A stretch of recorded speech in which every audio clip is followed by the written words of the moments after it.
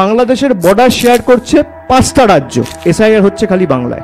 4টে রাজ্যেতেই SIR হচ্ছে না এবং তারা বলছে বাংলায় বাংলাদেশি রয়েছে। বাকি 4টে রাজ্য বাদ, যাদেরকে রোহিঙ্গা বলা হয়, বার্মা বা মায়ানমার থেকে যারা আসে তাদেরকে বলে রোহিঙ্গা।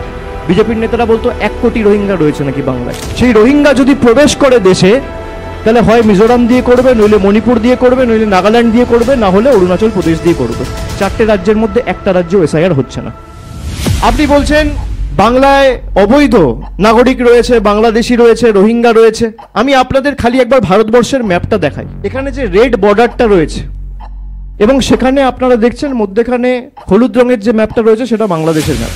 একদিকে রয়েছে মেঘালয়, একদিকে রয়েছে আসাম, একদিকে রয়েছে ত্রিপুরা, একদিকে রয়েছে মিজোরাম, আর একদিকে রয়েছে ওয়েস্ট বেঙ্গল। আপনি যদি বর্ডার টু বর্ডার দেখেন তাহলে বাংলাদেশের বর্ডার শেয়ার করছে 5টা রাজ্য, এসআইআর হচ্ছে খালি বাংলায়। বাকি 4টে রাজ্য বাদ। 15 দিন আগে ত্রিপুরা থেকে 21 জন বাংলাদেশি ধরা পড়েছে। সংবাদ মাধ্যমের প্রতিনিধিরা খবর করেনি। অগস্ট মাসে, সেপ্টেম্বর মাসে আমার মনে আছে মায়ানমার থেকে আসামে রোহিঙ্গা ধরা পড়েছে। 5টা রাজ্য বর্ডার শেয়ার করছে বাংলাদেশের সাথে। আমি আবার বলছি, এই তথ্যটা অত্যন্ত গুরুত্বপূর্ণ। পশ্চিমবাংলার সাথে সাথে মেঘালয়, আসাম, ত্রিপুরা, মিজোরাম, 4টে রাজ্যেতেই এসআইআর হচ্ছে না এবং তারা বলছে বাংলায় বাংলাদেশি রয়েছে। মায়ানমারের যে বর্ডার রয়েছে, 4টে স্টেট রয়েছে, যাদেরকে রোহিঙ্গা বলা হয়, বার্মা বা মায়ানমার থেকে যারা আসে তাদেরকে বলে রোহিঙ্গা। বিজেপির নেতারা বলতো 1 কোটি রোহিঙ্গা রয়েছে নাকি বাংলায়। মায়ানমার বেঙ্গলের সাথে বর্ডার শেয়ার করে না। তারা তো জানে না, দেশাত্মবোধের কথা বলে, দেশের ম্যাপটাও জানে না। এই হচ্ছে বিজেপি। তাহলে নির্বাচন কমিশনের উদ্দেশ্য, লক্ষ্য কি? আমার প্রশ্ন।